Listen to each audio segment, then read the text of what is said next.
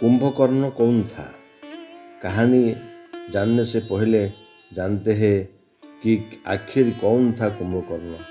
कुंभकर्ण रावण का सबसे छोटा भाई था।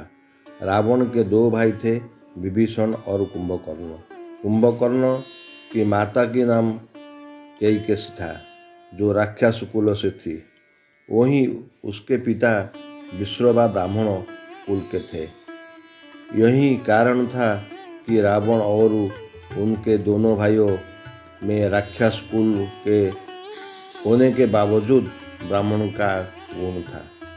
रावण राक्षस होने के साथ साथ बहुत बड़ा ज्ञानी पंडित था। कुंभकर्ण भी काफ़ी ज्ञानी और बहादुर थे।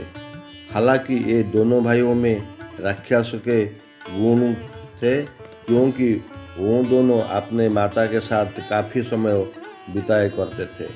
लेकिन विभीषण अपने पिता के साथ ज़्यादा समय बिताया करते थे, जिसके कारण उनमें राक्षस का गुण बिल्कुल भी नहीं था। वही कारण था कि वो भगवान राम के बहुत बड़े भक्त थे। कुंभकर्ण का जिक्र रामायण में तब होता है जब माता सीता के अपहरण कर लेने के बाद भगवान राम और उसके वानर सेना के साथ रावण का युद्ध होता है। रावण की विशाल सेना जब भगवान राम की सेनाओं के साथ लड़ने से मृत्यु हो जाती है, तब अंत में रावण अपने भाई कुंभकर्ण की मदद लेने का सोचता है। कुंभकर्ण बहुत ही विशालकाय शरीर वाला बुद्धिमान और ताकतवर राक्षस था।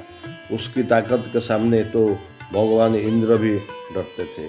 कुंभकर्ण को हमेशा से ही खाने का बहुत शौक था। विशालकाय शरीर होने के कारण वो एक बार में हजारों लाखों लोगों का खाना खा जाता था।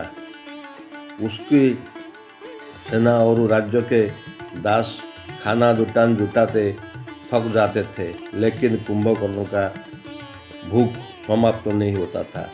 कुंभकर्ण ने सोचा कि यदि भगवान ब्रह्मा की तपस्या करे और उसके वरदान में स्वर्गों का सिंहासन मांग ले तो जीवन भर उसे पेट भर के खाना खाने मिलेगा।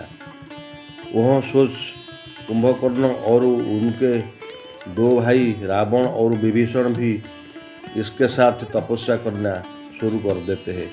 भगवान ब्रह्मा का नाम जपते हुए लंबे समय तक तपस्या करते हैं।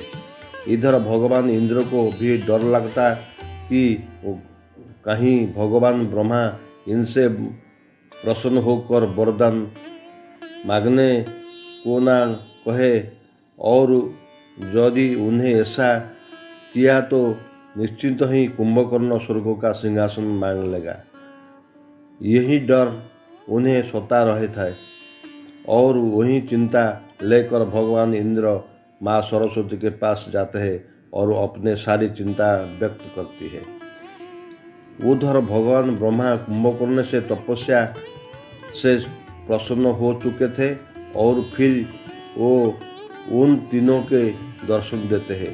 भगवान ब्रह्मा कुंभकर्ण को मनचाहा वरदान मांगने के लिए कहते हैं। कुंभकर्ण वरदान के रूप में इंद्रासन मांगने वाला होता ही है कि माँ सरस्वती उसके जिह्वा पर विराजमान होकर इंद्रासन की बजाय निद्रासन बुलावा देते हैं। रावण या कुंभकर्ण वो समझा पाते कि तब तक भगवान ब्रह्मा तथास्तु बोले चुके होते हैं।